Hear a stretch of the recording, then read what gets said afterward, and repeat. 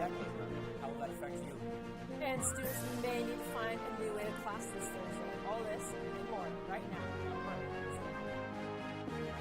Public Broadcasting Studios on the campus of Washington State University. This is Murrow News 8. Good evening. I'm Emmett Savoris. And I'm Catherine Rowley. Welcome to Murrow News 8. The WSU Faculty Senate approved a new course requirement for its U-Core level classes. The new Inquiry into Equity and Justice will be added to the university's common requirements beginning the fall of 2023. U-Core Director Cliff Stratton told WSU Insider this is the first major change to U-Core requirements since they were put in place 10 years ago. This class will not impact graduation requirements for current students. With the home game on Thursday, students may have to find a new route to class. Murrow News 8's Diego Moctezuma has more on the story. Thank you, guys. So yeah, basically Wazoo parking lots here on campus at Pullman will be closed at 3 o'clock for Thursday night's game that Wazoo is going to be hosting here at Gesa Field against Utah. Now, all parking lots like these with permits will be closed. Will have to be closed, and all cars must be out of there by 3 o'clock. However, there will be transportation devices allowed for Wazoo staff, however, not for students. So students must figure that out before game time and make sure they are able to walk instead of driving to the games. Thank you. That's all I have. Back to you guys at the desk. Project Downtown has moved into Phase 2. According to the Project Downtown website, the goal of this project is to reshape downtown Pullman streets and public spaces. On your screen, you can find the new plan and the new construction that will be taking place.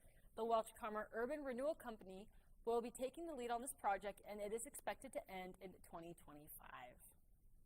The city of Pullman is starting to reoccupy the old downtown city hall as they look for a long-term plan for the facility. According to Pullman Radio, the WSU Police or the Pullman Police Department detectives are now moving into the building with the intention to lessen overcrowding in the police station. This move is funded by the remaining leftover money from a $10.5 million bond for a new city hall in 2018. The Pullman Regional Hospital has proposed a new bond for the expansion and remodeling of the hospital. Murrow News 8's reporter Grady Glover has the story. 3 years after Pullman Regional Hospital had two bonds fail in order to expand and remodel, they are once again posing a bond to Pullman residents in order to remodel the facility. The hospital posted this image, which includes 5 new buildings on the Pullman Regional Hospital campus, as well as a couple buildings that are going to be remodeled. The hospital also posted this infographic, which shows all the vast improvements that would come if this bond were to pass. The highlights of this list is a 50% expansion of the emergency department, expansion of orthopedics and sports medicine, and more providers on site so that Pullman Regional Hospital doesn't have to rent out space to provide additional services. Now, if the bond is approved, it's going to include an 80,000 square foot new building at Pullman Regional Hospital, as well as renovations to the existing hospital that you see here. But the ones that are going to pay for this new building are going to be the taxpayers. The total cost of the bond will be $45 million. The hospital hopes that the bond passes in order to cover roughly 60% of the money needed. The rest will come from reserves and borrowing, as well as private donations. Opponents to the bill say that it could run for up to 30 years. So while a $400,000 property may only cost $300 per year, over a 30-year window, that'll be over $9,000 that each taxpayer will be paying towards this bond. However you decide to vote on this bill, ballots go out Friday, October 21st, and are due at the election office the end of the day, November 8th. In Pullman, Washington, Grady Glover, Murrow, News 8. Midterm elections are coming up, and there's one issue that is at the front of most people's minds. According to a nationwide poll, abortion is the #1 issue this election season, with inflation being a close second. As a reminder, the general 2022 election is on November 8th, that Tuesday, and the 18-day voting period for mail-in ballots began October 21st. You can still register if you need to online until October 31st, but you can still register in person all the way up to Election Day. The Spokane Airport budget is set to increase 4% next year. Stay tuned to find out why. And there's another air quality advisory in Grant County, but it's not for what you think. More on that after the break.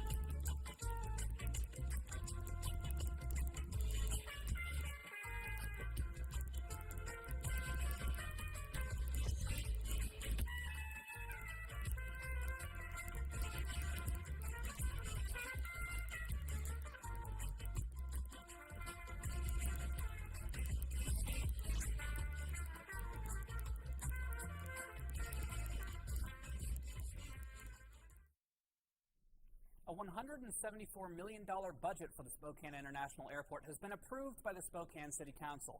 According to CREM, the 2023 budget is a 47% increase from last year's budget. CREM also said that one of the reasons for the increase is the $150 million renovation and expansion of the Concourse C terminal. The project will add 3 new gates as well as 6 new ticket counter locations, as well as replacing current ground boarding gates. Over in Idaho, work is starting to improve the Paradise Pathway in Moscow. Take a look at your screen here. This is where the work will take place between US 95 and Schneider Avenue. The path will be closed to pedestrians and as crews work to install billiards and overhead lighting. This is the second phase of a project to improve the walkway, and construction is slated to last until winter. The Associated Press said that students' test scores have dropped to their lowest scores in decades. Reading scores have dropped to the same level that they were at in 1992, and nearly 4 in 10 eighth graders failed to grasp basic math concepts, and math scores have dropped by the biggest margin since 1969. Pullman School District was not immune to these issues, as they saw a 10% drop in scores from the 2019 assessment to the ones conducted last year. There has been a fire at the Wilbur Ellis fertilizer plant close to Moses Lake. Now, no one was injured or inside the plant at the time of the fire. The Grant County Sheriff's Office has issued a shelter-in-place advisory due to the poor air quality from the fire. Fire crews in the area are saying that the smoke may contain dangerous chemicals. The elderly, small children, and those who may be in sensitive groups need to stay inside. Rains across the state have helped the rest of the fires around the state, but multiple counties have been feeling have lifted their burn bans. Reese, what is the Pullman weather going to be like this week? Hey, well, thank you, Kat. The weather here in Pullman is going to be looking pretty similar to what we've been seeing here so far. I mean, we did see a little bit of rain last week. As some of you might have noticed, it has been pretty sunny today. We did hit our high of 46, though. That's a relative high. I'm more of a, mid-80s type of guy, with a low of 34 as we approach this evening, and winds can get up to about 23 miles per hour. Today, I'm probably going to stay inside and catch up on the new episode of Chainsaw Man. Moving into tomorrow, however, we're looking at fairly similar conditions. We're looking at, again, a high of 46. However, our 28 is going to go down, or our low is going to go down to 28. However, we are still going to see similar winds of about 24 miles per hour. Now, if we take a look at the state map, we start over here in Pullman. When it comes up, there we are.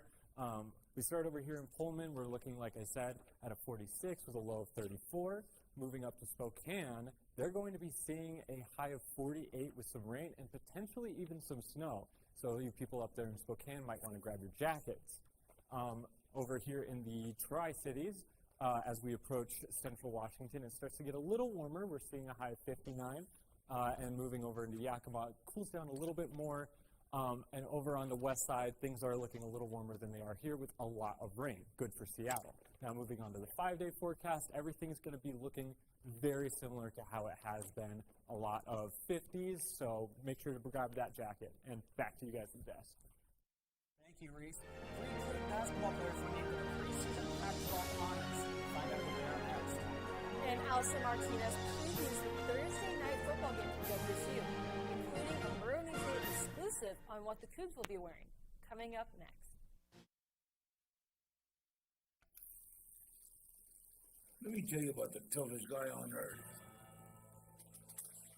He does the work of 2 jobs, but only is paid for one.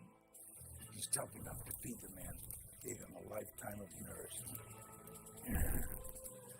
He has crazy strength to lift the man that raised him up without even flinching. That's right. No employee of the month bonus check here.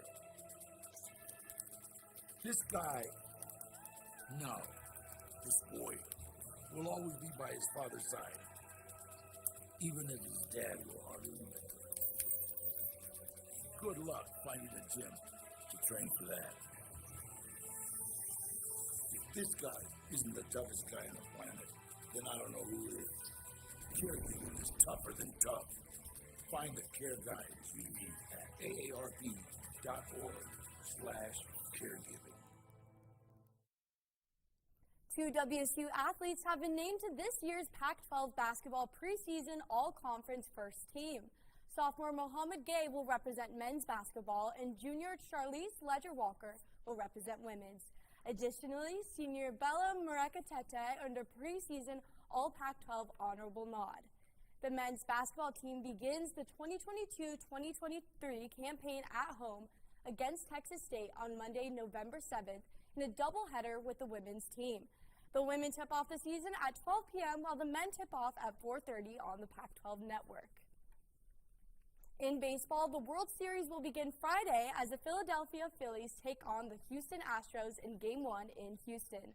Elsewhere in pro sports, former WSU receiver Calvin Jackson Jr. has been signed to the Miami Dolphins practice squad. Jackson was previously on the Jets roster. WSU football returns from its bye week this Thursday at home against number 14 Utah at 7 o'clock on Fox Sports 1.